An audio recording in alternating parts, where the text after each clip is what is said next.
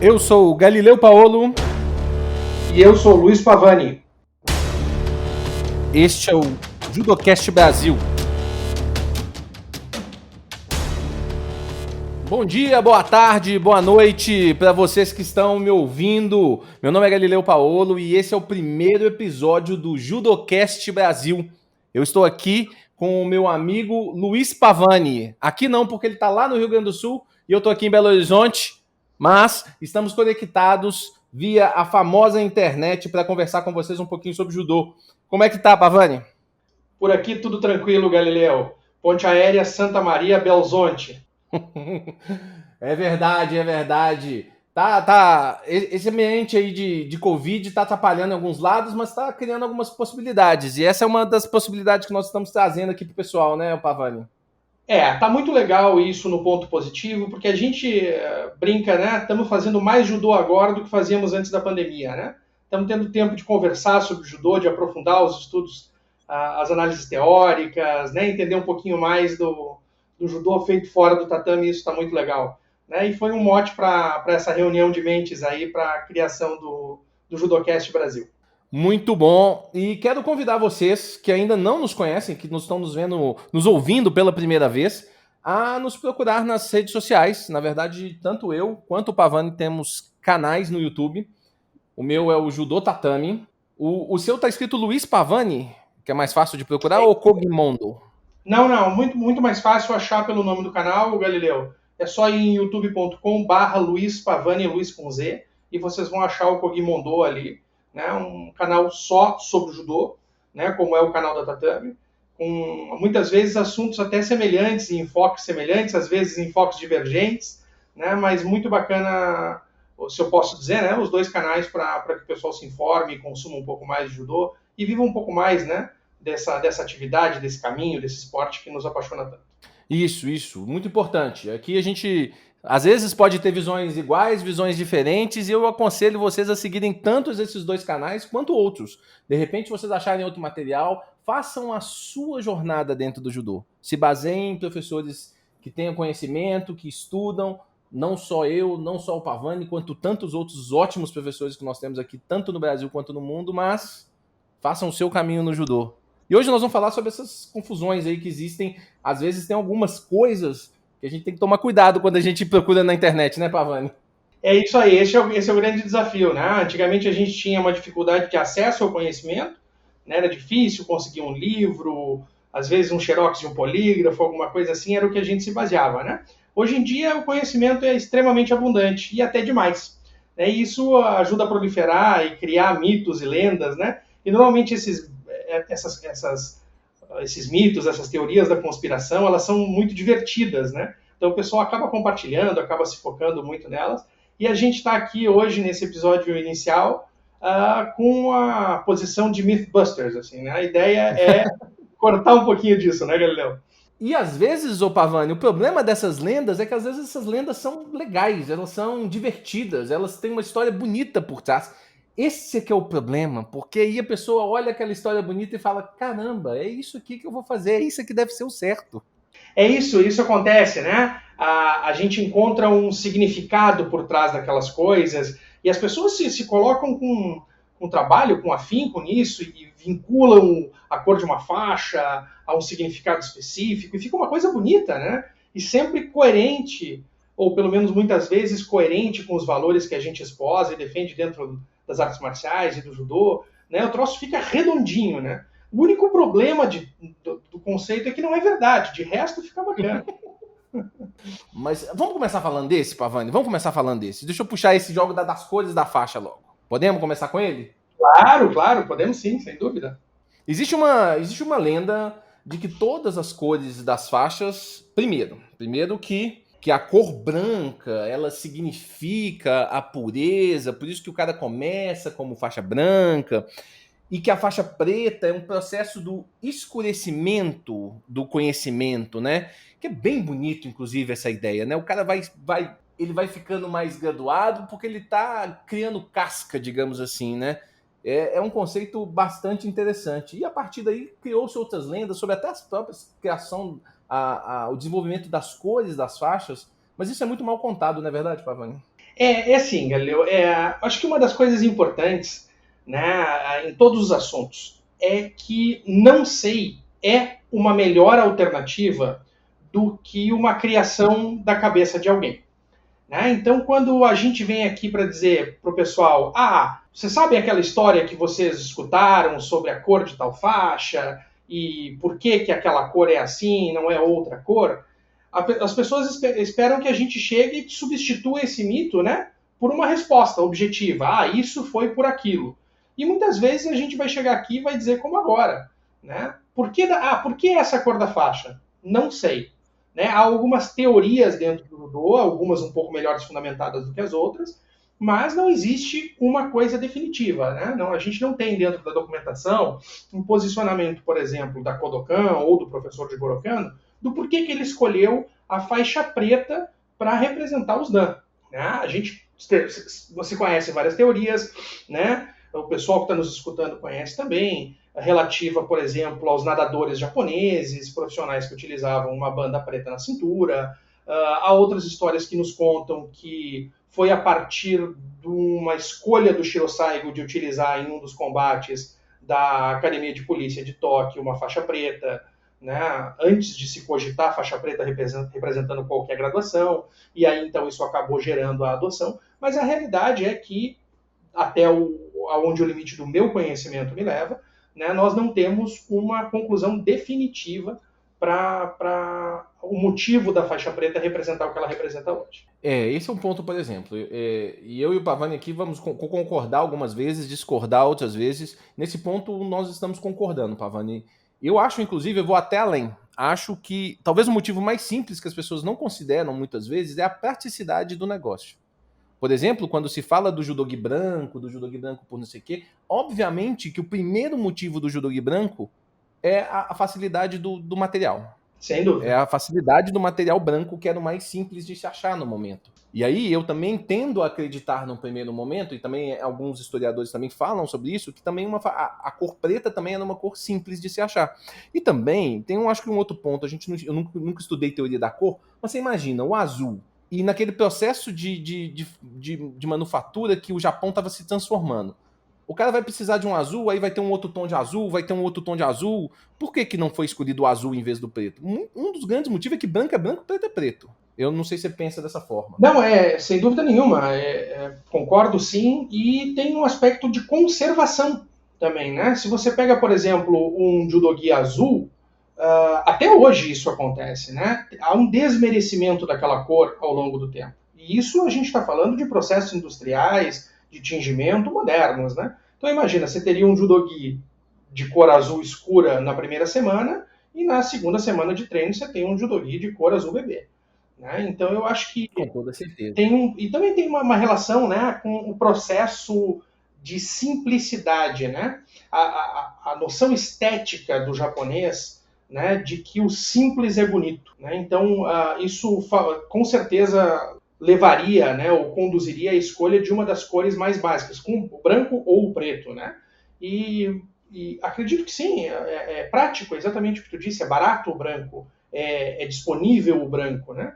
Então, é importante também saber que naquela época, bom, acho que todos sabem isso, né? A gente tem o Agi do professor de Gorokano no Museu da Kodokan até hoje, né? Tem mais remendo do que o original, né? Então, a vestimenta de judô, né? Ela era, ou de artes marciais de uma maneira geral, mas em específico o judogi, né? Ela era um material que teria que ser durável, né? Tem que ser durável e tem que ser prático, igual você falou. Então eu acho, na verdade, que a questão das faixas, vamos falar da faixa branca e da preta, eu acho que os dois motivos principais são esses. Se existia uma ideia filosófica por trás, não dá para bater o martelo de que existia. Acho que muito desse, na minha opinião, muito desse processo filosófico, ele aconteceu no decorrer desses anos. E eu, particularmente, eu nem vejo problema nesse processo filosófico acontecer, porque eu não acredito no judô como matéria imutável. Agora, a gente precisa entender que não foi o Jigoro Kano que pensou isso, essa filosofia toda. Eu vou escolher branco por causa disso. Não, vou escolher branco porque é a cor mais fácil. Não, eu acho que é exatamente isso, Galileu. Eu acho que o importante A gente vai ter a oportunidade de conversar muito sobre isso com os nossos ouvintes aqui ao longo dos episódios do Judocast, né? Mas o que nós temos é, muitas vezes as pessoas emprestam ao Jigoro Kano as suas ideias para validá-las, né? Então, fica muito mais sólido a gente falar, por exemplo, agora está se tornando cada vez mais comum dentro do Brasil, uma coisa que na Europa já acontece há um determinado tempo, principalmente na França, o código moral do judô. Né? Então, a primeira vez que apareceu por aqui, que eu vi, já tinha se transvestido em o código moral da Kodokan. E não é. Né? É uma criação da Federação Francesa de Judô. Então, a gente emprestar essas coisas a Kodokan ou ao Jigoro Kano dá uma credibilidade maior, o que não é necessário. Eu acho que é super importante o que tu falou. Né? O judô não é uma matéria pronta. Nós temos a contribuição a fazer dentro da nossa geração e das gerações que estiveram entre nós e o seu criador. Né? É super importante isso. Acho que é muito válido.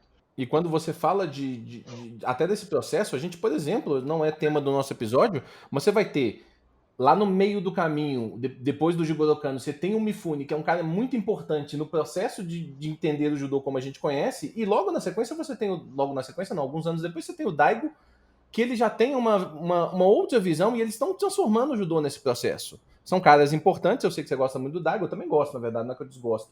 Eu gosto muito do Mifune também, mas são caras que foram mudando o judô de Jigoro Kano para provar que esse judô não é uma...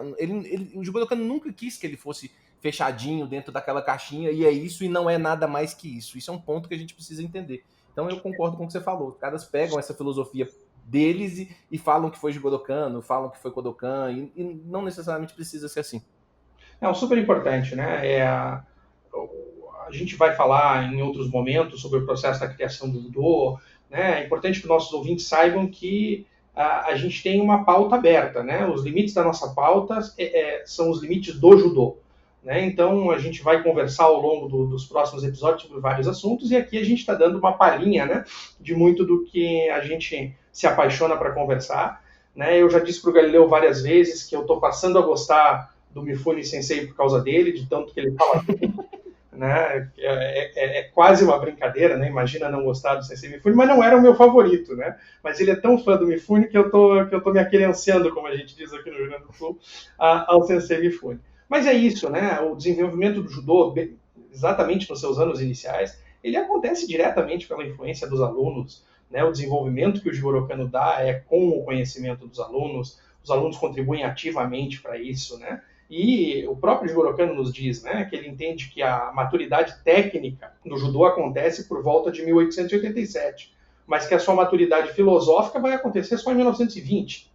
Né? Então, sem dúvida nenhuma, um processo em criação, e quando ele fala em maturidade, ele está esposando um pouco a noção do faixa preta no conceito oriental, né?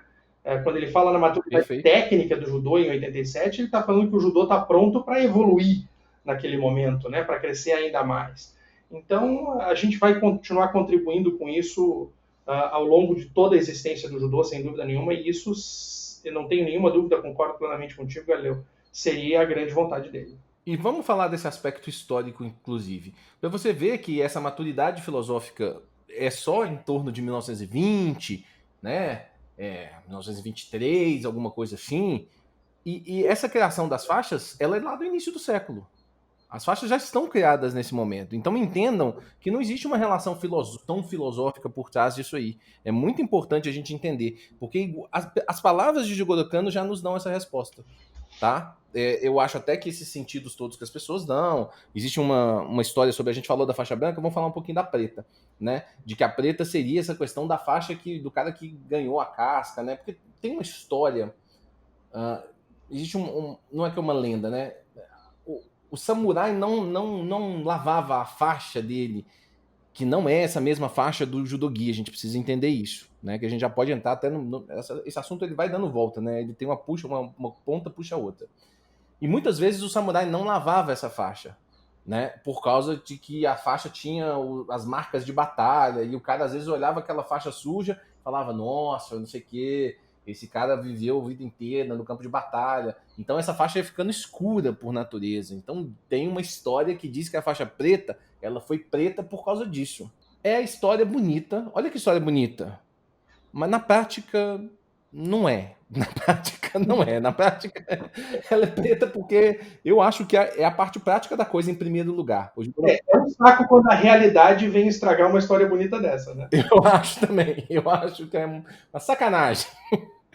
Mas é a verdade. Eu acho que em primeiro ponto ele pensou nessa questão da faixa preta, primeiro porque ela era preta e não era azul escuro, que podia ser turquesa ou celeste, ou entendeu? Já era Eu um acho que também problema. o fato de ser o contraponto do branco, né, Galileu? Porque a praticidade da faixa preta, o motivo dela existir no primeiro momento, foi a partir do crescimento do judô, em que o judô deixou de ter uma característica de professor-aluno no sentido de senpai kohai diretamente, em que o Jigoro Kano era o senpai, obviamente sem deixar de ser o sensei ou o shihan, né? Mas era o senpai de todos aqueles kohai. Ele conhecia pessoalmente todos os alunos, trabalhava diretamente com todos os alunos. Chega um determinado momento que a Kodokan tem um crescimento tão grande, né, e isso é relativamente no início, não demora muito para que isso aconteça, que era necessário identificar quem eram as pessoas que tinham um conhecimento maior, que já tinham a formação de base, que já estavam, né, evoluídas dentro daquele caminho, dos neófitos, de quem estava chegando ali naquele momento. Né? E aí vem a introdução, a razão da introdução de uma diferenciação pela cor da faixa.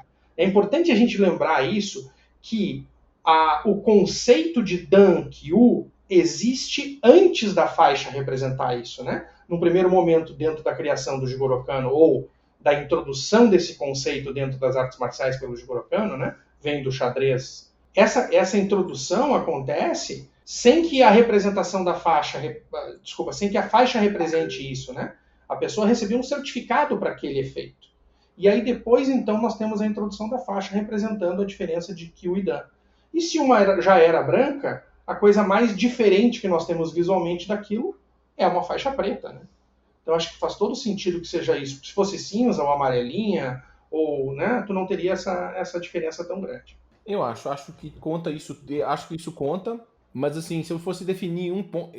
A história do Saigo que você comentou, a princípio a gente tende a acreditar que ela é verdadeira, por alguns relatos que a gente escuta da preferência do Saigo pela cor preta, tal, a gente acredita que ela é verdadeira, mas eu não sei se ela é motivo para isso, igual você tá falando. Eu acho que os motivos, eu acho que o primeiro motivo, na minha opinião, Pavani, é o negócio da praticidade do material. Eu acho que isso é o número um. Acho que o número dois, o ponto que você colocou. Eu acho que o branco que diferencia do preto é o mais simples para você fazer essa diferenciação. E aí, terceiro, acho que essas filosofias podem ter tido algum tipo de influência ou não, sabe? Mas eu acho que a ordem da hierarquia, tá, na minha opinião, tá nessas duas primeiras coisas em primeiro lugar. Eu acho que dessas histórias, o que fica um pouco fora, né, pelo que a gente lê, tem um relato do. Não vou me lembrar de cabeça agora. É um bom autor de artigos sobre judô no mundo, Lance Gatlin. Se eu não estou enganado, é dele o artigo, que ele desmente a história dos nadadores.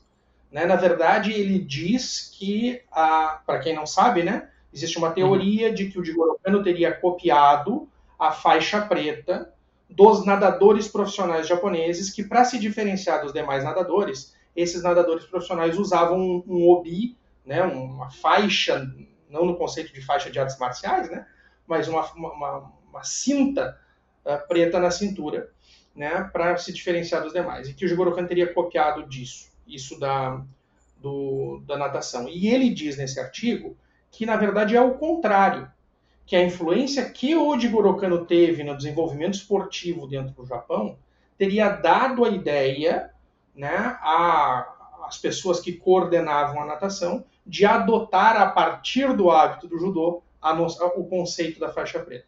Então, fica um pouco controversa essa parte né, essa teoria dos nadadores, porque essa informação que ele traz parece ser bem embasada e bem recente. Né? Mas é interessante que a gente aborde isso e não trate isso como um aspecto solidificado. Né? Eu li esse artigo, eu acho que ele está até no Judô Info, né? Se eu não me engano, acho que eu li, foi lá. E faz muito sentido todos os pontos que o autor aborda. alguns pontos que eu quero acrescentar nessa fala do Pavani. Jigoro Kano é considerado o pai da educação física e o pai dos esportes no Japão. Então, é natural que as coisas tenham vindo dele. Segundo ponto que a gente precisa levar em consideração é que a natação não é um esporte relevante na cultura japonesa. Assim, não entra na lista dos esportes relevantes. Nunca foi e não havia de ser na época, tá? Então, acho que são 2 pontos que eu acho que são absolutamente pertinentes para a gente considerar. E é notório que talvez, isso na verdade é uma opinião particular, que a faixa talvez tenha sido a maior criação de Jigoro Kano. Maior do que o judô, para ser sincero. Eu acho que a faixa, ela abrange tanta coisa, ela influencia tantas artes marciais, e até aqui no Brasil hoje você vê algumas escolas de natação, a escola do Gustavo Borges, por exemplo, ela usa toucas de acordo com as cores, né? De acordo com a evolução do menino na natação. Estúdios de balé usam as saias, os chuchus, de acordo com as cores, de acordo com a evolução, né? Isso tudo vem da faixa do Jigoro Kano. Então, eu nem consigo cogitar a possibilidade da questão da natação. Assim, eu sei que tem alguns argumentos ao contrário, mas a tendência é que tenha vindo do Jigoro Kano. Se você pensar nos números, se você entender um pouquinho dos números do que aconteceu com a Kodokan lá no início, principalmente depois do tal torneio do Saigo, esse talvez tenha um pouquinho mais de fundamento. Não acho que é o... Já falamos que a gente não acha que é o definitivo, mas talvez tenha um pouquinho mais de influência sim, porque os números da Kodokan eles crescem assustadoramente nesse período. Os números de praticantes. Sim, é um momento que o judô está transcendendo, né? A cultura do judô está transcendendo as paredes do dojo da Kodokan, né? O crescimento, como tu diz, é muito grande. Então, acho que é bem possível que isso tenha contribuído. Nós entendemos que é mais fácil para o professor dizer para o aluno dele, faixa branca, de 14 anos, que está lá na academia, que pergunta, professor, por que das faixas, né? Aí ele diz, a faixa é assim porque... e tem uma resposta pronta, né? Mas eu acho que é fundamental para o professor, como um exercício de humildade, de respeito ao seu aluno, se sentir confortável com o eu não sei, né? Ou nós não sabemos, ou isso não é conhecido, ou o que se sabe é isso, mas não há uma conclusão definitiva, né? Acho que isso é super importante. E esse é um bom exemplo, né? Super importante. Por exemplo, a questão, assim, quando eu citava lá na academia, eu sempre falava, não, tem uma história. Aí eu acho que é legal de falar. Existe uma história. Tenha cuidado na hora de afirmar com certeza, porque os estudos históricos em relação a isso aí eles não são muito congruentes, no final das contas, né? Tanto esse quanto um outro assunto que talvez gere bastante polêmica, que é a questão das cores das faixas. Não só da branca e da preta, mas essas faixas entre a branca e a preta, né? Isso é importante da gente falar, porque primeiro a gente sabia que as pessoas achavam que isso vinha lá do Japão. Depois, em algum momento, virou uma lenda de que não foi no Japão. Foi na França, foi um japonês na França. Nem se falava que era um japonês na França. Nem se citava o sensei Kawaoishi. Mas depois começou a se aparecer um pouco da verdade disso aí, né, Pavani? Vamos comentar um pouco sobre isso aí. Então, né, o sistema... o que nós sabemos de absoluta certeza? Há coisas que não se sabe e há coisas que se tem certeza.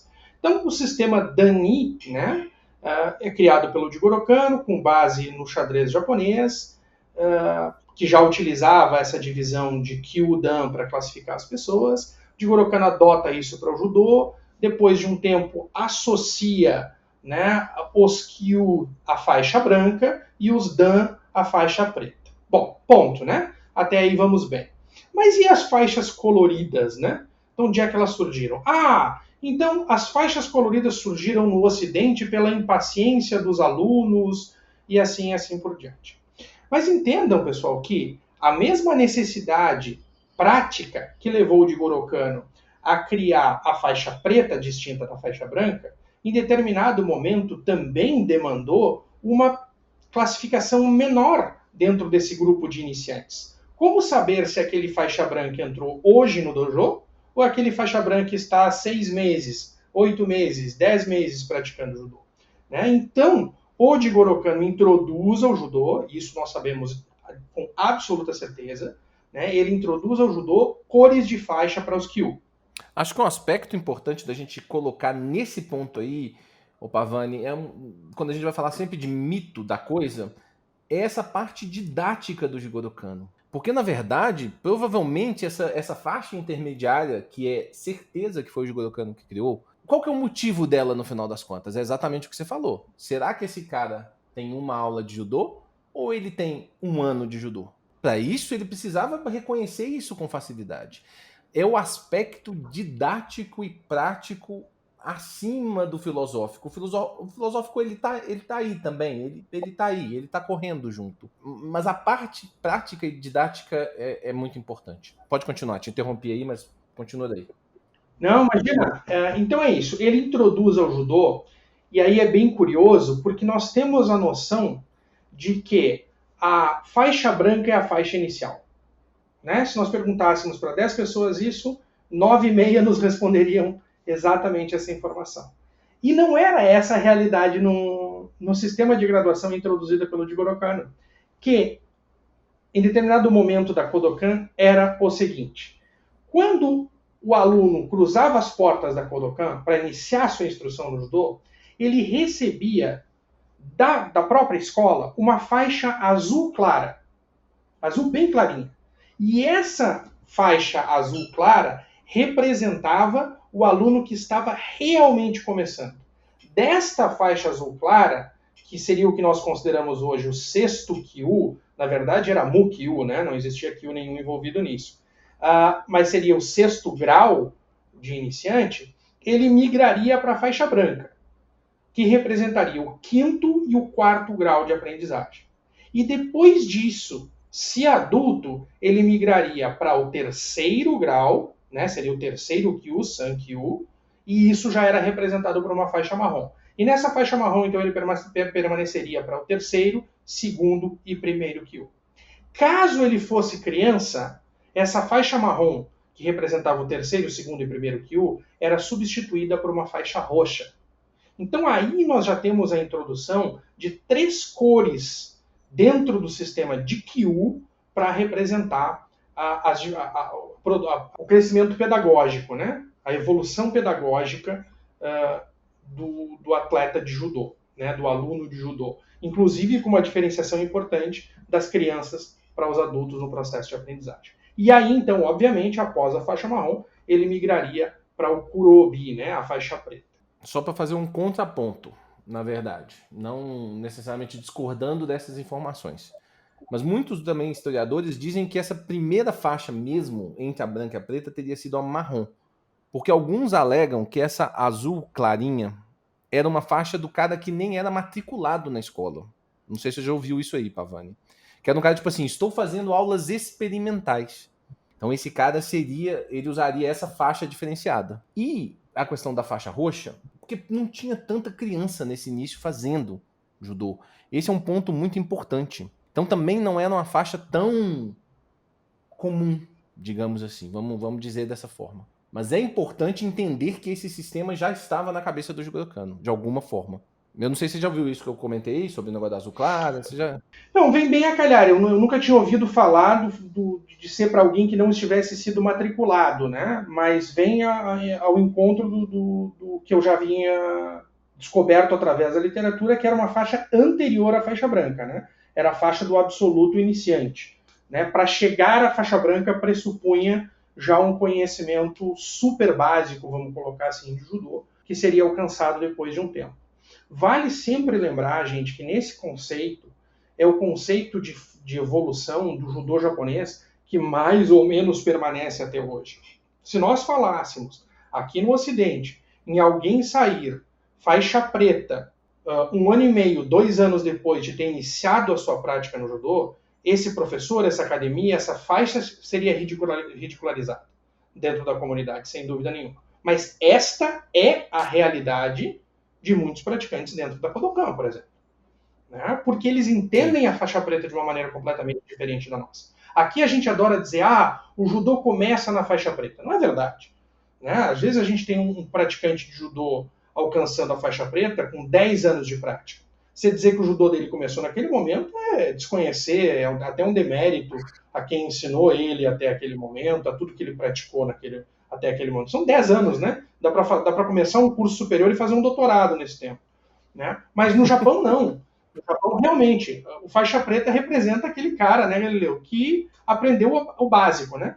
Ele sabe cair bem, ele sabe se movimentar bem, ele sabe respirar bem, né? Ele sabe a base para montar em cima daquilo o seu judô. É diferente da visão que nós temos aqui. Eu entendo isso tudo, mas a gente precisa entender também o seguinte, Pavani, na Kodokan, um cara normalmente ele treina 6 vezes por dia, 3 horas, 6 vezes por semana, 3 horas por dia. É verdade.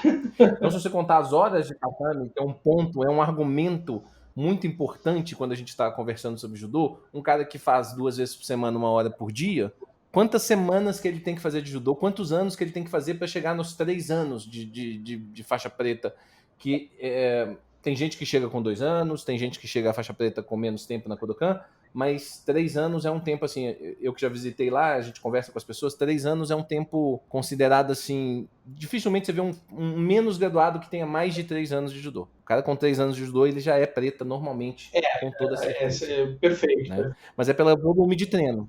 Não, perfeito, eu acho que sim. E a qualidade do ensino, sem dúvida nenhuma, né? Nós temos uma outra realidade. Né? Mas se a gente parar para pensar e achar que, por exemplo, um faixa preta da Kodokan recém-formado conhece profundamente, conhece todas as técnicas do Gokyo, é versado em todas as técnicas do Gokyo, que ele domina o Nage no Kata completo como Toryuki, talvez isso não corresponda a uma realidade, né, Galileu? Não, acho que não corresponde mesmo, não. Isso talvez até dê um outro podcast, viu, Pavani? Porque não é a realidade. Não é muito a realidade dos caras lá. Eles não são... A maneira que eles entendem um pouco mais a maneira do judô dessa questão do seu próprio caminho. Não que ele não tenha visto em nenhum momento todas as 40 técnicas do Gokyu. Sei lá, quando a gente fez o curso de técnicas, quando eu fiz o curso de técnicas lá da Kodokan, eu achei que eu ia ver todas as técnicas do judô. E eu não vi. Eu vi, por exemplo, 4 tipos de outigari.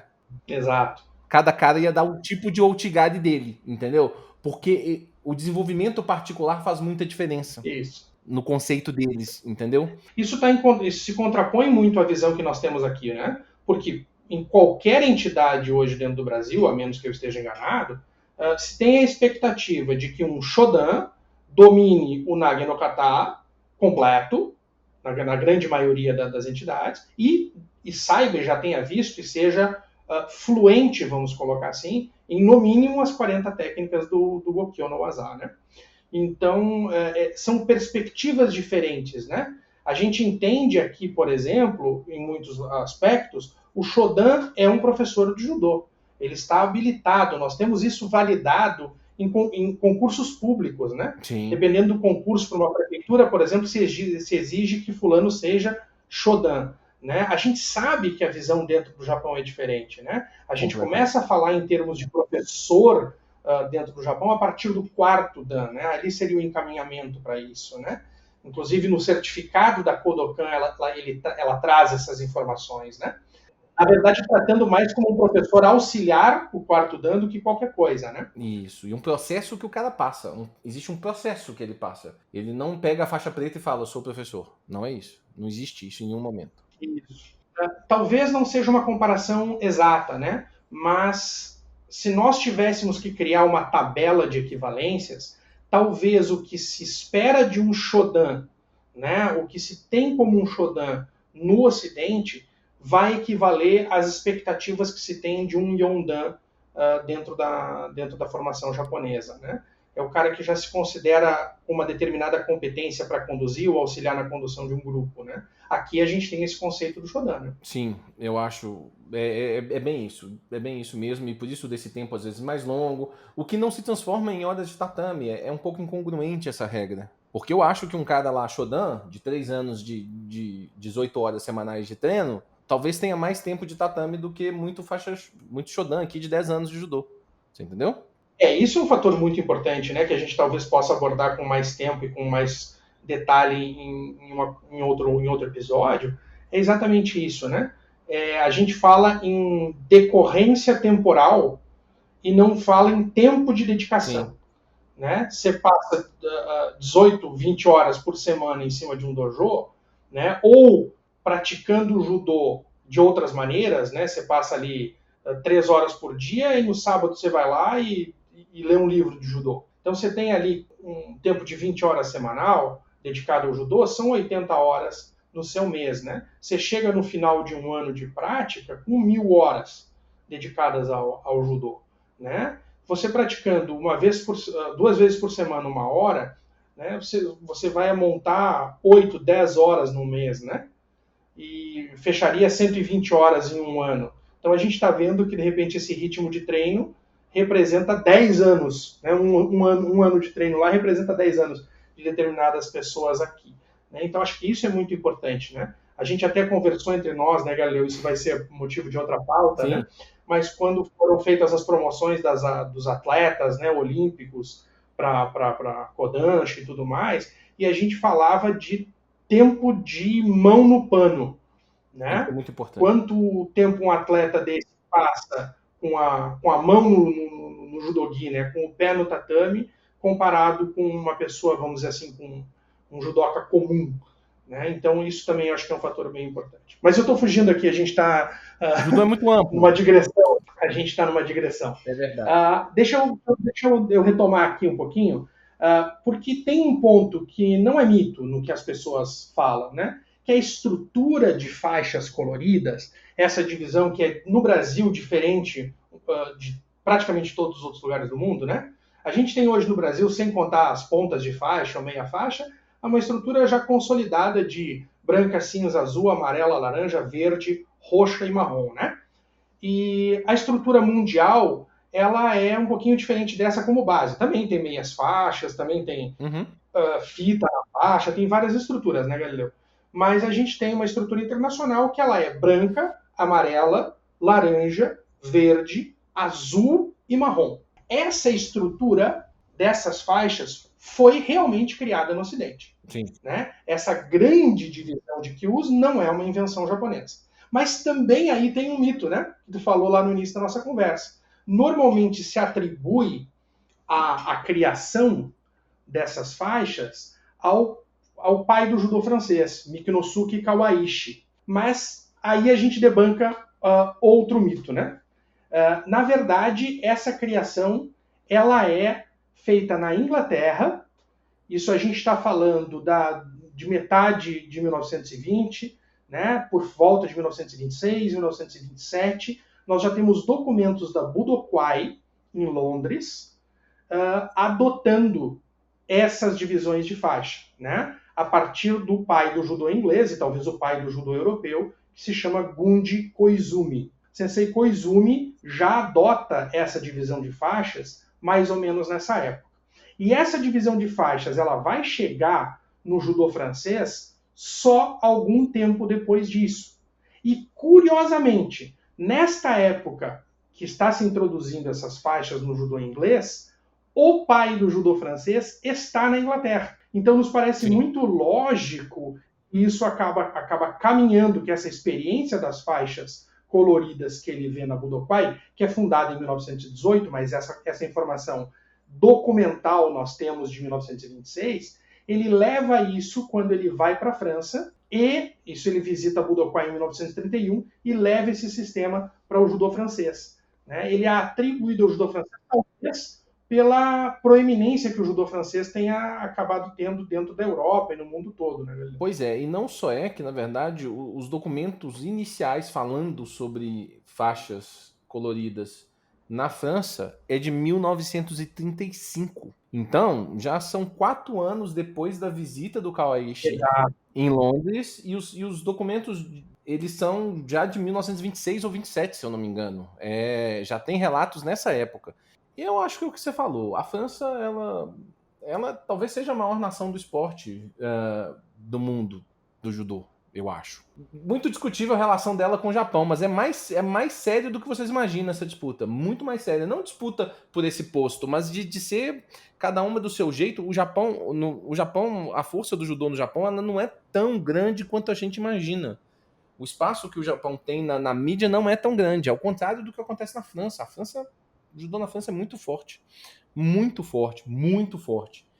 E aí eu acho que essa predominância dessa estrutura francesa dentro da Europa talvez tenha trazido essa lenda. Eu acho que deve ser a motivação. Mas realmente é o que você falou. A estrutura das faixas, mais ou menos como a gente conhece hoje, ela sim vem do Ocidente. Ela não é do Oriente especificamente, não. Essas faixas verdes, amarelas, laranjas, hoje existem lá no Japão? Existem hoje no Japão. Principalmente para crianças. Tem até um vídeo meu lá no canal que mostra assim, que a gente estava no campeonato infantil juvenil, você vê uns meninos lá de faixa verde, vê uns meninos de faixa lá amarela, vê roxa, que já tem relatos antigos de que tinha, mas não é da cultural de lá na época, não. Talvez uma roxa, igual o Pavani citou, para crianças. E como as turmas não eram muitas, porque a gente pode até ter uma outra pauta mais para frente no nosso programa falando de que o judô não é pensado para meninos de menos de 10 anos necessariamente no primeiro momento, assim, lá na criação. Existiam, mas não sei se era a ideia inicial do Jigoro Kano lá nesse processo. Então não se tinha uma preocupação com essas crianças. E aqui no Ocidente a gente sabe o quanto, aqui no Brasil principalmente, a gente sabe o quanto que os meninos começam cada vez mais cedo no judô. É verdade. É um negócio até um pouco esquisito. Então, para dar um panorama geral, pessoal, assim, dessa evolução das faixas, e nós temos né, um pouco para conversar ainda sobre, a gente está falando bastante sobre o Kyu, mas a gente, né, tem um pouco para conversar sobre dança, sem dúvida nenhuma. Mas para dar um panorama geral, então o que nós temos, né? Nós temos a criação do judô em 1882, e antes de 1882 não se falava em sistema Kyudan em artes marciais. Isso existia dentro do jogo de xadrez, por exemplo, mas é o professor Jigoro Kano que traz esse conceito. Né? A gente não vai entrar em muitos detalhes, mas o sistema anterior que existia era um sistema de diplomas e de transmissão de rolos, de pergaminhos de conhecimento, né? Um sistema chamado Menkyo Kaiden, né? Que é o sistema que o Jigoro Kano está inserido quando ele treina jiu-jitsu, quando ele recebe, né, esses escritos da Kitoryu e tudo mais. Segredos da escola, né? Herdeiro da escola, sem dúvida nenhuma, era o estágio final, né, disso. Né? Tu se tornava o que se chamava de, né, Menkyo Kaiden, né? Tu era o herdeiro daquela escola. Antes tu tinha Chuden, Okuden, Mokoroku, Menkyo, e assim, né? Mas isso só era representado através de certificados e assim por diante. Jigoro Kano traz, então, o sistema Kyudan, né, chamado de Dan-i ou Dan-kyu Issei, né, para o judô, copiado do Go, mas isso não representa faixas num primeiro momento.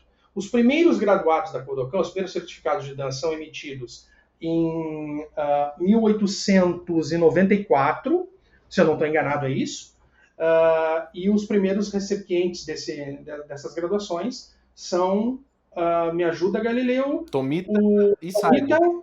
E o Shirosaigo, né? Isso mesmo. Que são dos mais antigos, né? A gente estava conversando antes ali, o Tomita já estava na Kodokan antes da Kodokan ser Kodokan, e o Saigo é um dos primeiros matriculados, né? A fundação oficial da Kodokan é 5 de junho, o Saigo se matricula em agosto.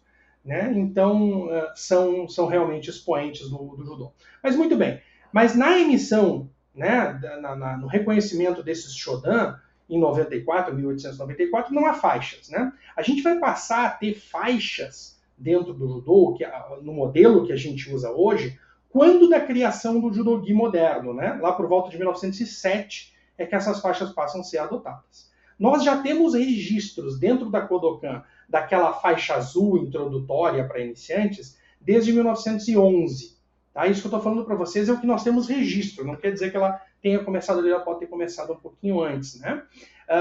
Vale citar que em 1917 esse mesmo sistema do Jigoro Kano de Dan Kyu é adotado pela Dai Nippon Botokukai para todas as artes marciais do Japão. Tá? E então nós andamos para as demais graduações. Lá, então, nós temos a introdução, então, dentro da Kodokan, da faixa azul clara, da faixa branca, da faixa marrom, que poderia ser substituída pela roxa para as crianças, e, obviamente, depois da faixa preta. Por volta de 1926, nós temos a introdução desse sistema de diversas cores para os Kyu.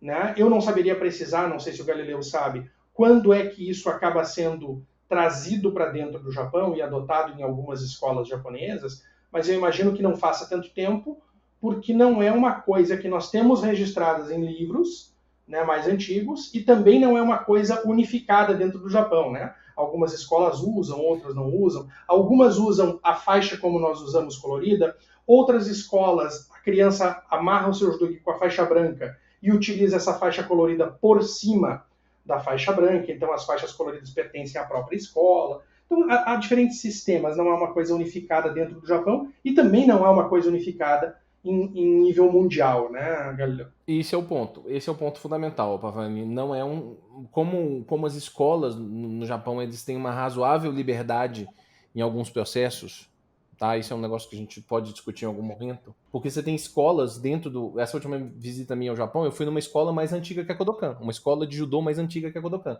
Aí os caras, nem dá para começar a falar aqui, que senão a gente se perde nesse assunto, mas eu fui na escola Kaizen, que é uma escola de judô mais antiga do que a Kodokan.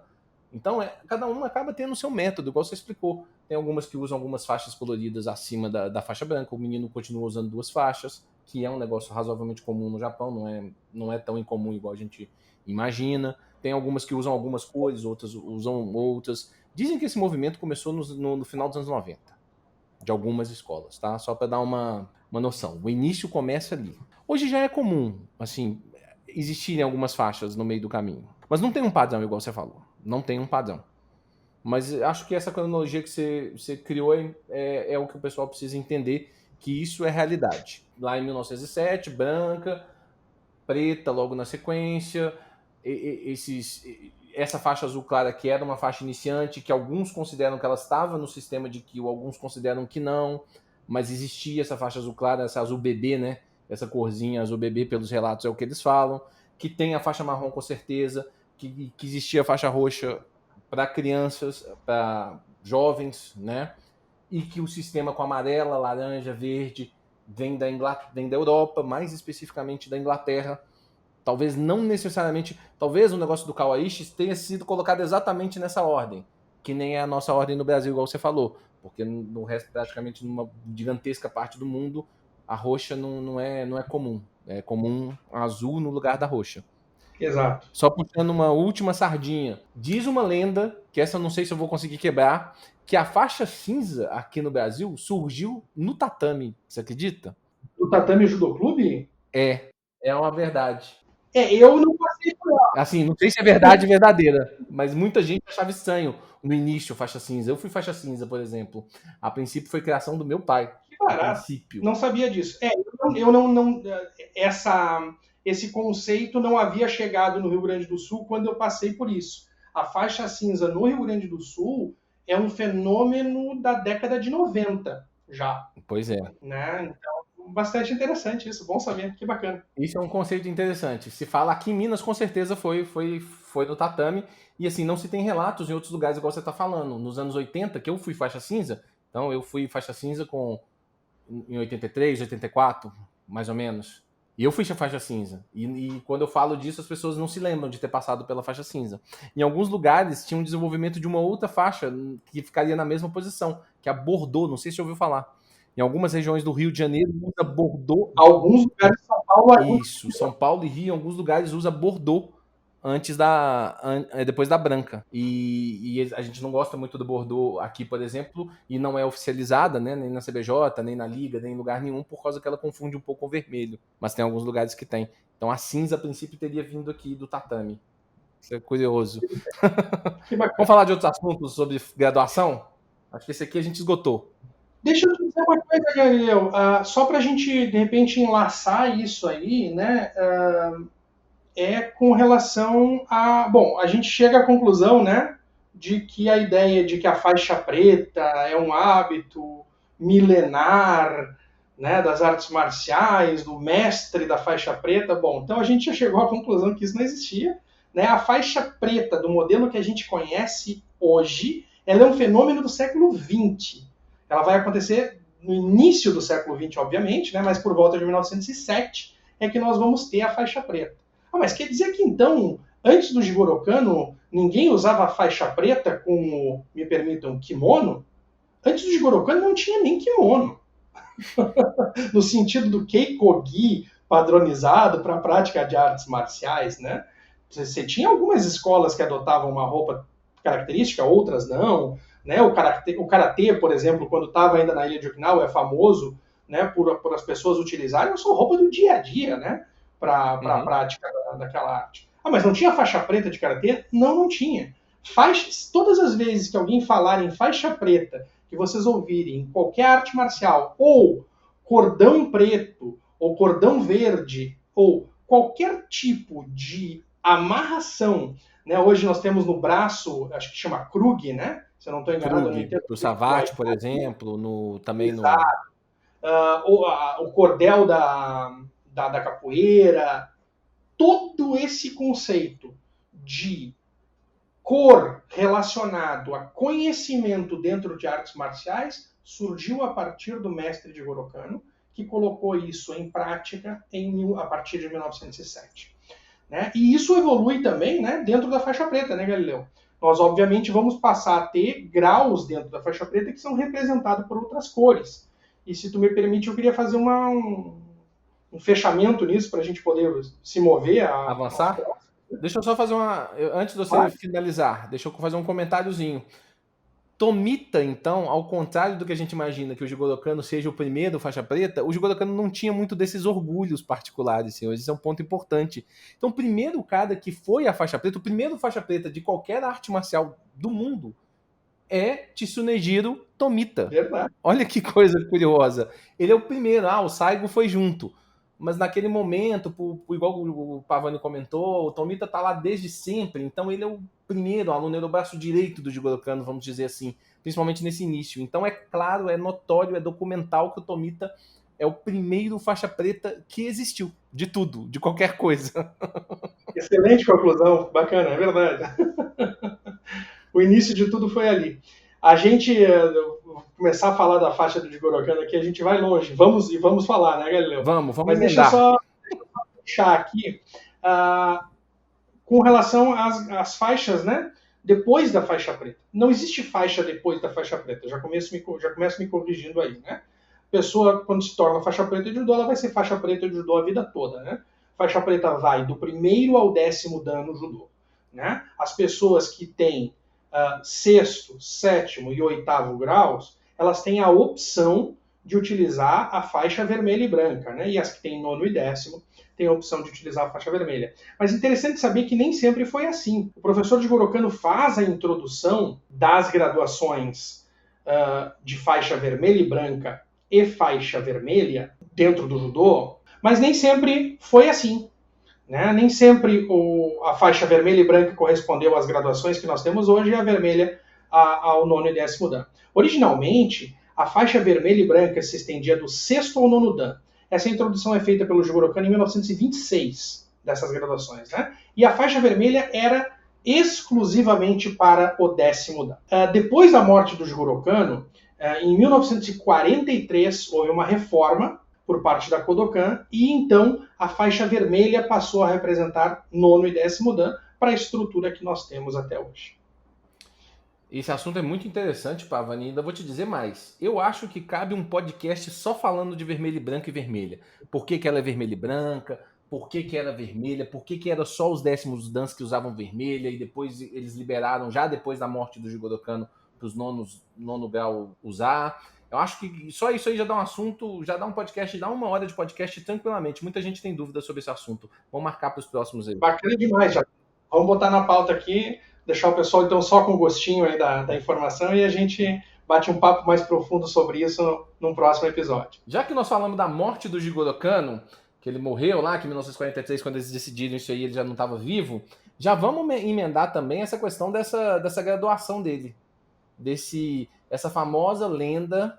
Essa é ótima, essa é a melhor delas todas. Do 12º dan de Jigoro Kano, e de que ele teria sido enterrado com uma faixa branca larga, dupla, que representava filosoficamente que o início que o fim é o início da jornada, tem aquele símbolo do vazio, inclusive. Gente, essa filosofia é linda, mas não é verdade.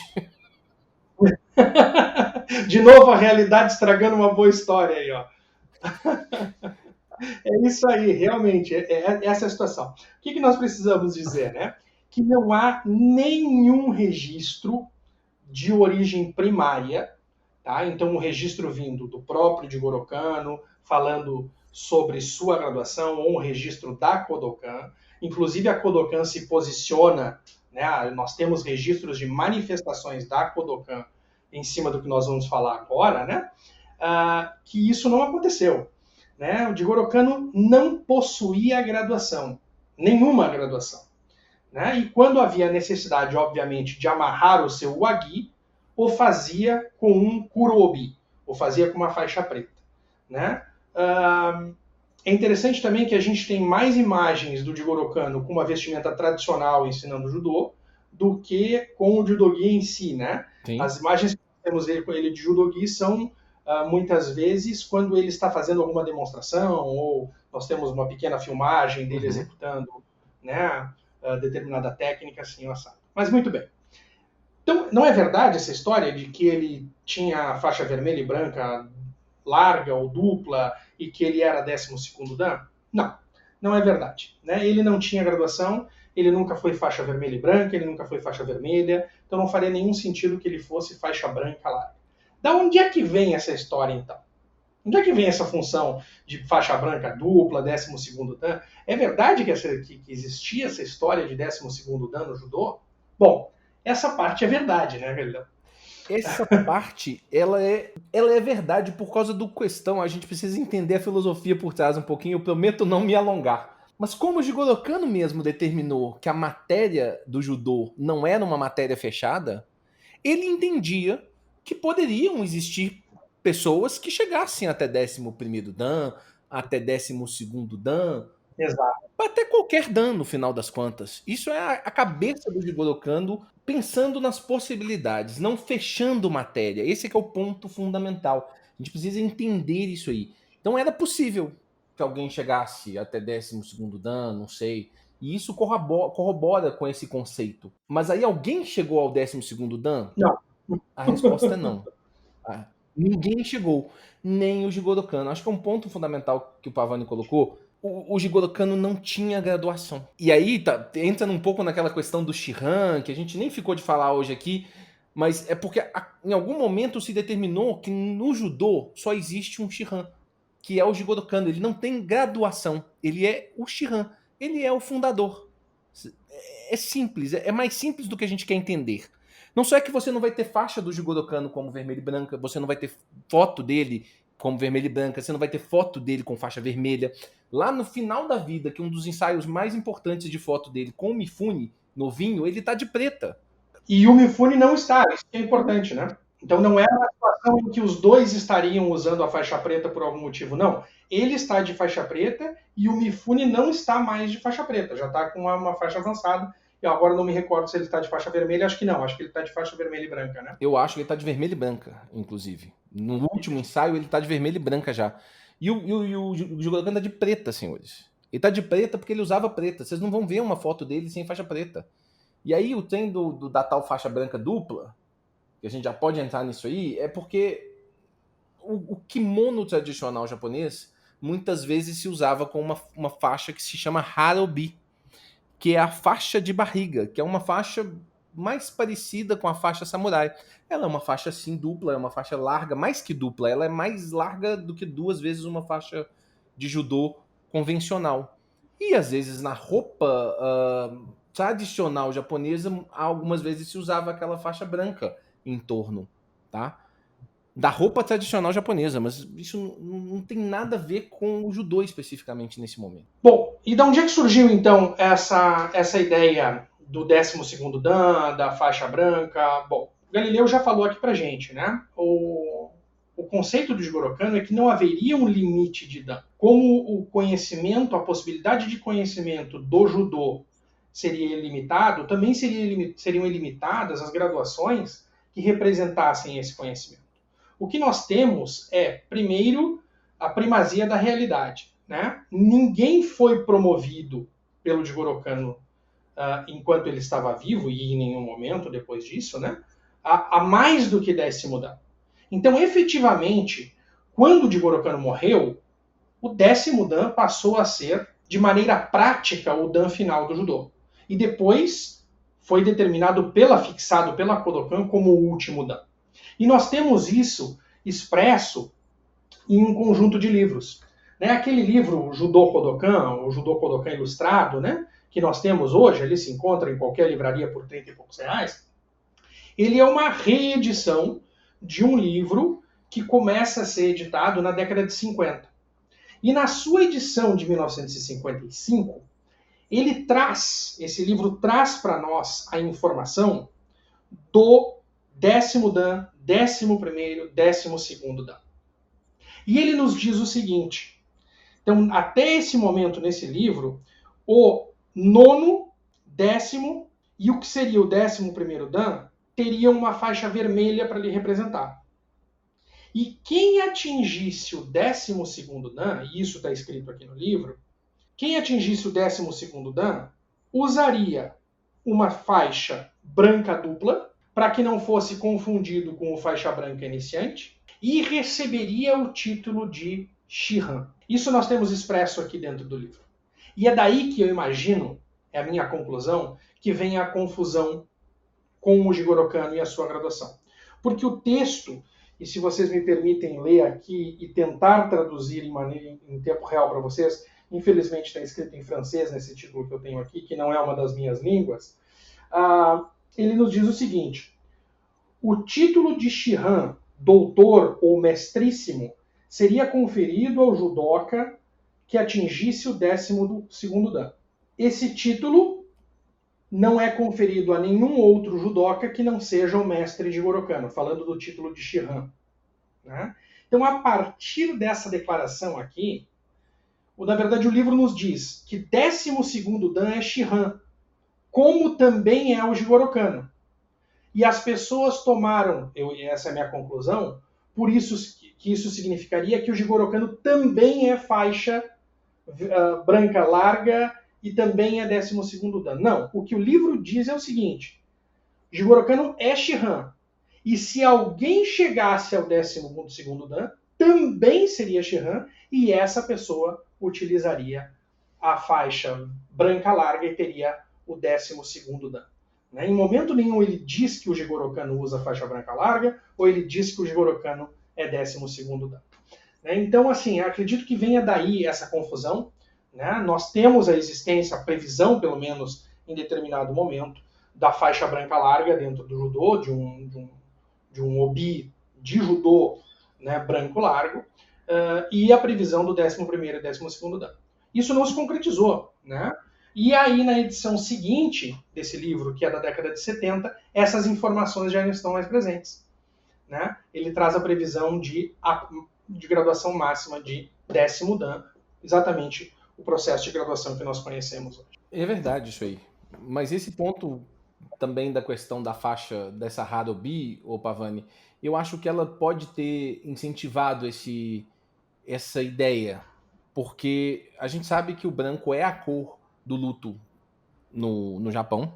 E é muito provável, apesar de que a gente não tem fotos, não do caixão, mas do Jigoro Kano no caixão, que ele tenha usado uma faixa desse tipo. É muito provável, por ele ter usado uma roupa tradicional japonesa. Não, só para deixar bem claro, tu não fala em uma faixa, um obi de judô. Tu fala em um haraobi, um obi tradicional. Mas é muito provável, existem relatos de pessoas falando que ele estava vestindo assim. Isso também... Sim, mas isso é super importante salientar, Galileu, e aí eu te deixo para que tu entende disso muito melhor do que eu, para salientar para o pessoal que isso seria o equivalente, perdão de uma comparação boba, mas de uma pessoa morta no Brasil estar sendo enterrada de terno e gravata, como é costume, e que estivesse utilizando um cinto de fivela, né, um cinto preto com fivela.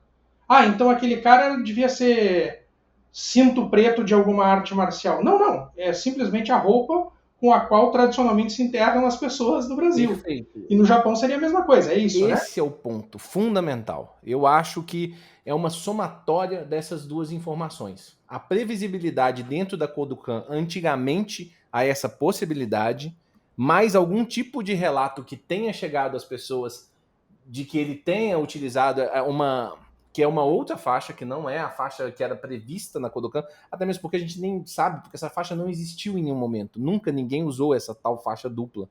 porque nunca se chegou, e não vai chegar, inclusive, porque não vai ter 12º Dan mais. A nova Kodokan não entende mais que... Mas lá na época do Jigoro Kano, ele entendia que podia ter 12º, 13º, 11º. Mas eu acho que a somatória dessas duas coisas pode ter chegado a essa lenda, que é absolutamente lenda, senhores. No final das contas, é importante vocês entenderem isso. Jigoro Kano nem chegou a essa graduação, afinal das contas, como o Pavani bem leu aí para nós, no próprio livro da Kodokan, que todo mundo que está escutando esse podcast devia ter. Judô Kodokan. Todo mundo devia ter. Livro básico. Se tá lá é porque tá certo, se não tá lá é porque tá errado. Não é mentira. Se tá lá é porque tá certo. Pode ser que tenha coisas lá certas que não estão lá, mas que são certas. Mas o que tá lá é certo. Mas vamos seguir, vamos falar de mais alguma coisa. Acho que por fim, nós podemos falar da questão da lenda de que não se... Lenda não, né? Não, da história de não se lavar a faixa. Acho que é isso o fim da nossa pauta. Essa aí, impressionante que essa é mais polêmica do que todos os outros assuntos que a gente abordou aqui agora, né? Isso dá bate-boca. Eu acho essa mais polêmica porque as outras, existe um aspecto histórico por trás, claro, que determina que aquilo é uma lenda. Essa talvez seja baseada em aspectos filosóficos. E aí existe uma questão da pessoa crer naquilo ou não crer.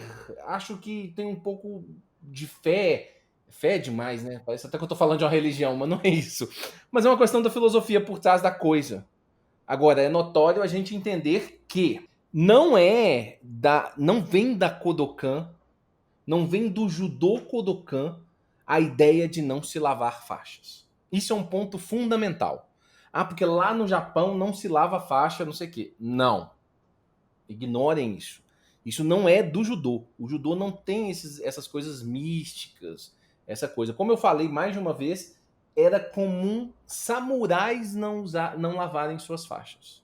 Uma razão de medo, de causar medo nos adversários, de serem reconhecidos, etc, etc, etc. Não é uma tradição do judô Kodokan especificamente. Não é verdade, Pavani? É isso aí. E aí a gente volta, né, àquela colocação inicial de que as pessoas emprestam suas ideias a Kodokan, emprestam suas ideias ao Jigoro Kano para validar suas posições, né? Então acho que é fundamental isso. A gente pode passar aqui 2 horas expondo visões. Ah, eu acho que isso, eu acho que aquilo, eu lavo, eu não lavo, eu me recuso a lavar, ou eu lavo todos os dias. Mas é importante que a gente saiba da onde as coisas surgem ou deixam de surgir, né? Então, fundamental. Faço eco na colocação do Galileu. Isso não é uma prática da Kodokan.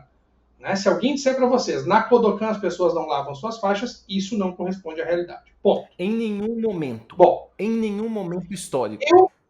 Galileu, eu vou te fazer o meu relato pessoal. Até determinado momento, eu nunca lavei minhas faixas. Por quê? Porque alguém me disse que faixa de judô não se lava. E aí você tem uma trajetória, né, como nós dois temos, de ter começado o judô quando criança, né, você ouve e você não questiona. Né? Você não tem a capacidade nem de autoquestionamento, quanto mais de questionar a posição de seu sensei ou dos hábitos da época. E no meu caso foi assim. E eu passei uma boa parte da minha vida não lavando, e isso não era um ponto contencioso para mim. Eu simplesmente não fazia porque eu nunca tinha feito. Até um determinado momento que eu me deparei com esse questionamento. Mas por que eu não faço isso? Né? E foi bastante interessante esse processo de exegese, assim, de autoanálise. Né? E a partir daquele momento eu entendi que, no meu caso, não se baseava em eu não quero usar a palavra crendice, né? Porque ela é meio ela tem um aspecto negativo. Não se baseava em nenhum conceito que eu defendesse. Se baseava simplesmente no máximo hábito. Como eu lavo meu judogi tantas vezes por semana, eu não lavava a minha faixa. E a partir daquele momento passei a lavar a faixa. Né? A única faixa que eu não lavo, no meu caso, porque eu não tenho instrução de lavagem, é a vermelha e branca. Eu já, inclusive, escrevi para a Kusakura, o representante da Kusakura, perguntando como é que eles recomendam. Eu tenho muito medo de lavar e a faixa ficar rosa, né? Como é uma faixa que eu não para o randori, não é uma faixa que a gente usa para shiai, não é, é uma faixa que realmente ela acaba sujando menos, né?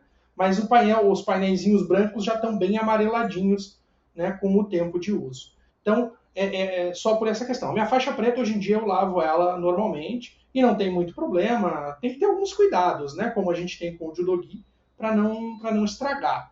Né? Mas eu não passei a saber menos judô, não, do que eu sabia antes. E se eu já não era bom, continuei não sendo bom. Se eu já era bom, Não continuei mudou sendo. muito. Né? Não mudou nada, aliás. Eu também não lavo minhas faixas. Até talvez tenha evitado alguma infecção bacteriana em algum colega de treino. Eu não lavo as minhas faixas. Eu continuo não lavando, inclusive. Eu não mudei de ideia. Agora, o que você falou, é muito importante a gente entender porquê das coisas. Eu acho que desmistificar a lenda de que isso vem do Japão é muito importante.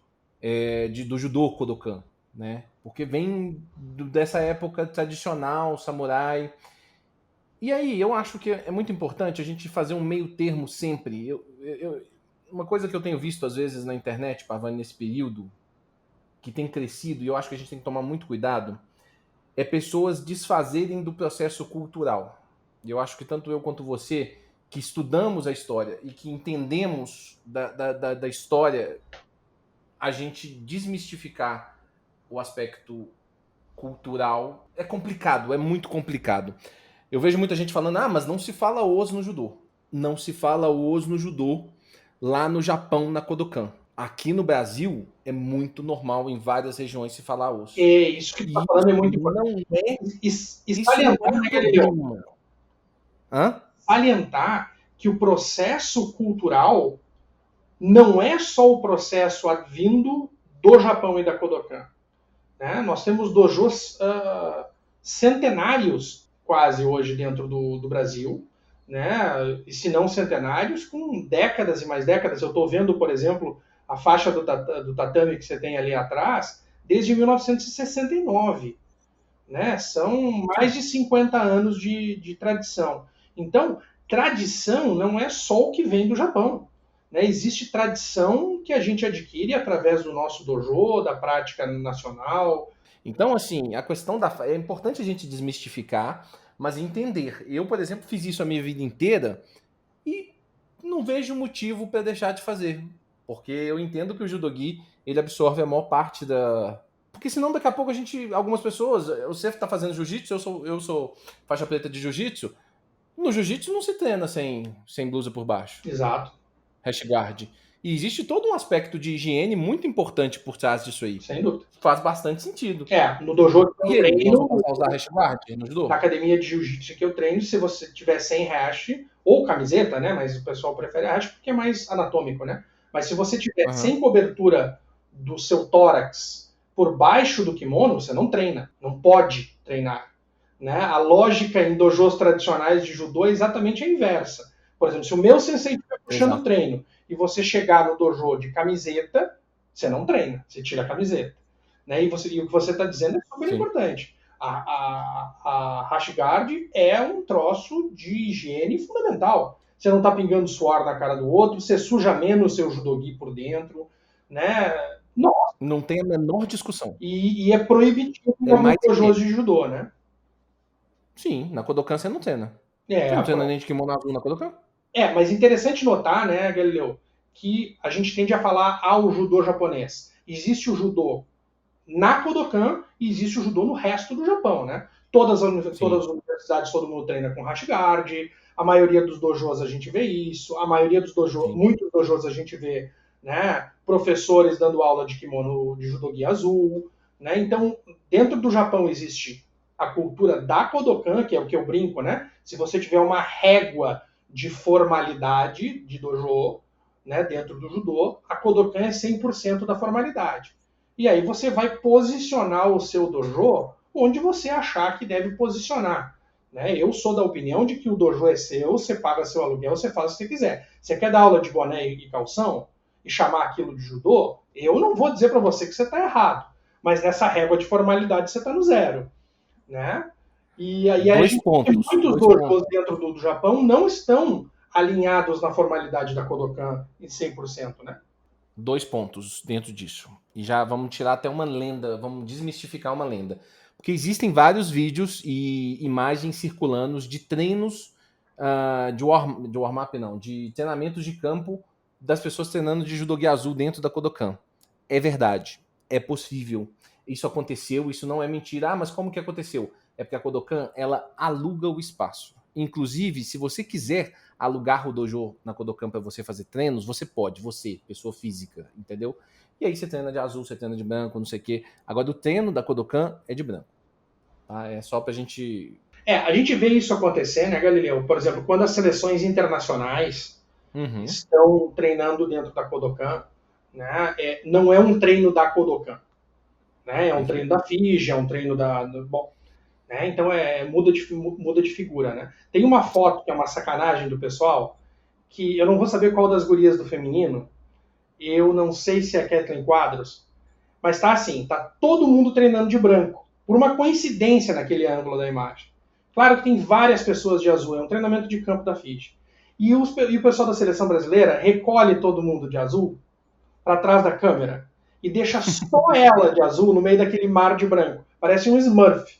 E tira a foto para sacanear com a menina, entendeu? Então, mas é verdade isso, né? Mas não, é exatamente isso que você salienta. Não são atividades da Kodokan. São atividades que estão acontecendo na Kodokan. Isso é completamente diferente, né? É diferente. E acho que vou colocar mais um outro ponto dentro do que você falou. Eu acho que o lugar mais formal que eu já treinei não é a Kodokan Tóquio. Em Kyoto eu treinei numa academia que a formalidade era maior do que na Kodokan. Você está falando de Kyoto. Aí a gente vai entrar num assunto que eu acho delicioso, mas que ele é longo, né? A diferença cultural de formalidade do dia a dia da calçada de Kyoto para Tóquio é brutal, né? As pessoas de Kyoto têm uma linguagem corporal e maneirismos, que é conhecido como a linguagem de Kyoto, que é uma coisa muito particular. Para o pessoal que não sabe, Kyoto talvez seja a cidade mais tradicional do Japão, foi a capital do Japão durante praticamente toda a existência do Estado japonês, né? Então é a capital imperial, é uma cidade de uma formalidade muito grande, né? Então, por exemplo, se você está conversando com alguém de Kyoto e a pessoa de Kyoto elogia o seu relógio, você tem que saber que, na verdade, aquilo é um jeito de Kyoto de dizer que aquela conversa está muito comprida e a gente deve encerrar porque a pessoa tem um compromisso. Né? Se a pessoa te convida para entrar na casa dela, ela tem que te convidar 3 vezes, porque a tua educação manda que tu recuse as 2 primeiras. Isso é conhecido como a linguagem de Kyoto. Então faz todo sentido isso que você está dizendo, que um dojo de Kyoto seja muito mais formal do que um dojo em qualquer outro lugar, até mesmo a Kodokan. Esse negócio do 3 vezes é um negócio maravilhoso, inclusive é a mais pura verdade. Você faz saudação mais de uma vez para entrar no dojo, para vocês terem uma ideia. Você faz saudação mais de uma vez. É sensacional. Mas assim, só comentando, é um nível de formalidade absurdo. E a Kodokan também, ninguém é burro dentro da Kodokan. Eles sabem que eles recebem muitas pessoas de fora. Então ali é uma meca, as pessoas vão para lá na Kodokan Tóquio. Então tem uma formalidade gigante, mas eles têm um bom senso. Tá? É muito importante a gente entender isso aí. Mas eu concordei com tudo que você falou. E esse ponto é fundamental. Não, e Galileu, o melhor exemplo disso que você está dizendo, que eles sabem com quem eles estão lidando, por bem ou por mal, é que, se vocês observarem os treinamentos diários, lá o Galileu vai lá com a turma dele, né, em maio, treinar na Kodokan. Ele chega lá, tá lá o espaço, né, o showman, né, o camisado do dojo ali, com a cadeira do mestre Gorokan e a mesinha dele, aberto, tranquilo, tudo normal. Né? Na época que é dos cursos de verão, por exemplo, que é cheio de estrangeiro, você chega lá na Kodokan e olha, tem umas cordinhas, é isso, né? Não é isso, Galileu? Que nem essas coisinhas de divisória do aeroporto, impedindo a pessoa de chegar ali, né? Porque claro que já deve ter acontecido de um ocidental abusado desses ter chegado e ter sentado na cadeira do mestre Gorokan, né? O que seria... Inclusive, eu conheço quem sentou. Não vamos contar, não conta. Não, de jeito nenhum, com a vergonha pra pessoa. Nunca colocarei essa pessoa exposta na vida. nesse caso. Mas eu sei quem sentou. Há muitos anos atrás. Não estava lá. Se eu tivesse, eu não tinha deixado. Eu pulava na frente, eu derrubava ele antes, para ele não fazer uma bobagem dessa, inclusive. Hein, Galileu? Mas e tu sabe se antes dessa pessoa que tu conhece já tinha a cordinha ou essa pessoa é a razão da cordinha? A pessoa é a razão da cordinha. Eu posso te contar depois no particular um pouco dessa história. Mas a pessoa é a razão da cordinha. Essa aí não vai Que ficar. inclusive aconteceu na primeira vez. Isso aconteceu na primeira vez que uma equipe internacional treinou na Kodokan. Primeira vez. E aí, se você buscar nos relatos aí, você vai perceber que é uma seleção brasileira aí de 1980 e poucos, entendeu? É foda. Muito bom. Muito boa essa história. Então, acho que ela serve, inclusive, para a gente poder deixar as pessoas com um gostinho de Quero Mais, que esse nome nunca vai sair da minha boca, porque eu tenho um respeito gigante por essa pessoa, entendeu? Mas isso deixa vocês com gostinho de Quero Mais. Eu espero que vocês tenham gostado. Quero convidar vocês mais uma vez para procurar tanto o @judotatame no Instagram, no YouTube, tanto o @Luiz Pavani com Z, né? Procurem lá a gente lá, Instagram, YouTube, tem muito material de judô interessante. Eu espero que vocês todos tenham gostado desse material. Pavani, dá um tchau pro pessoal aí. Gente, muito obrigado pela audiência de vocês. É um enorme prazer ter vocês na nossa estreia nesse formato. Né? Eu sou um defensor e um fã do podcast. Ele é um formato que a gente assiste no trânsito, a gente ouve no banho. Ele nos dá uma flexibilidade muito bacana de consumir essa coisa apaixonante que a gente tem com o judô. Né? Agradeço ao Sensei Galileu pela parceria. Fazia horas que a gente se ensaiava para dividir, para fazer alguma coisa juntos. Então está sendo um processo muito prazeroso aí. Espero que vocês tenham gostado tanto quanto a gente. A gente se vê no próximo episódio. Isso, essa primeira temporada nossa vai ter por volta de uns 10 episódios. Vamos ter alguns convidados, tá? Junto comigo e com o Sensei Pavani.